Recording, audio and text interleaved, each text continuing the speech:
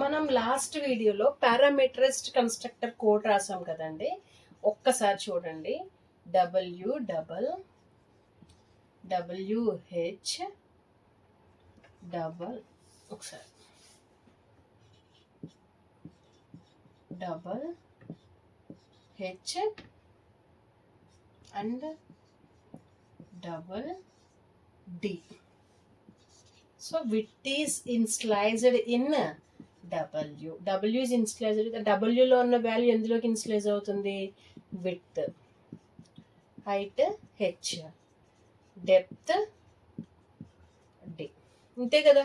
మనం width, height, డెప్త్లో ఉన్నవి 3 పారామీటర్స్ని ఇక్కడి నుంచి పంపిస్తే అది WH డిలో కాపీ అవి ఇన్స్టాన్స్లో కాపీ చేసాం. అంతే కదా. వీటిని ఇన్స్టాన్స్ వేరియబుల్స్ అన్నాం. ఈ ఇన్స్టాన్స్ వేరియబుల్స్ని ఈ వేరియబుల్స్లోకి ఈ WHD వాల్యూస్ని ఇన్స్టలైజ్ చేసాం. ఇప్పుడు కంపల్సరీ నేమ్స్ మనం డిఫరెంట్ ఇస్తాం. ప్రతి మెథడ్లో కూడా మనం యూజ్ చేసుకుంటాం కదా, డిఫరెంట్ ఇచ్చుకుంటాం. ఇప్పుడు విడ్త్కి ఇక్కడ WHD, డబ్ల్యూలో ఉన్నది విడ్త్లో, హెచ్లో ఉన్న వాల్యూ, హైట్ డిలో ఉన్నది.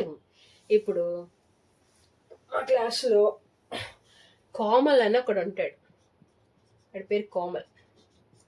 వీడన్ని ప్రోగ్రామింగ్ని చాలా డిఫరెంట్గా ఆలోచిస్తాడనమాట.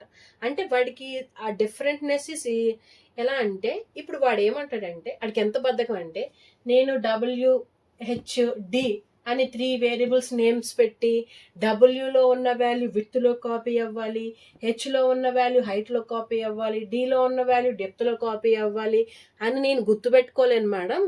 అందుకని నేను ఇక్కడే ఇచ్చినప్పుడే విడ్త్, హైట్,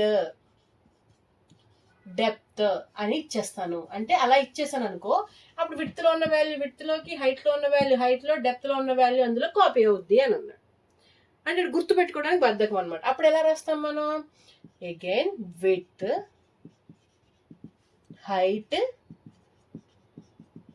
డెప్త్.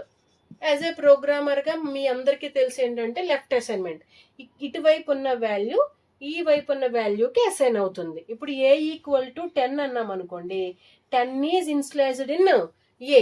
నువ్వు మనిషి కాబట్టి ఈ విడ్త్, ఈ హైట్, డెప్త్ నేను బ్లాక్ కలర్ రాశాను కాబట్టి ఇవి local variables. Width, height, depth ఉన్నవి బ్లూ కలర్తో రాసినవి ఇన్స్టాన్స్ వేరియబుల్స్ అని యాజ్ ఏ హ్యూమన్గా నీకు తెలుస్తుంది. మరి కంపైలర్కి ఎలా తెలుస్తుంది? విడ్త్ ఈక్వల్ టు విడ్త్, ఏది ఇన్స్టాన్స్ వేరియబుల్, ఏది లోకల్ వేరియబుల్? అవునా? కంపైలర్ కన్ఫ్యూజ్ అవుతుంది కదా. అంటే ఎప్పుడైతే instance variable, local variable has same name, local variable has same name as the instance variable అయినప్పుడు compulsory local variable hides instance variable. ఇది instance variable అని తెలియాలి అంటే we have to use a keyword this. This dot width means this is an instance variable. So today our concept, this keyword is used to refer current object అని చెప్తా definition. అంటే local variable నేము, instance variable నేము same అయినప్పుడు ఇది instance variable అని మనం తెలియాలి అంటే మనం ఏం యూజ్ చేయాలి? This keyword. This dot width ఇస్తే ఇది ఇన్స్టాన్స్ వేరియబుల్గా తీసుకుంటుంది. This dot depth. This is the small concept. So నేను మీకు చెప్పినట్టుగానే ఫస్ట్ నుంచి వచ్చిన 5 కాన్సెప్ట్స్ కవర్ చేశాను. Simple object creation 1, method without parameters, without return type. Third programme, method without parameters with return type. Fourth program, method with return type with parameters. Fifth program, default constructor. Sixth program, parameterized constructor. Seventh, parameterized constructor and constructor overloading.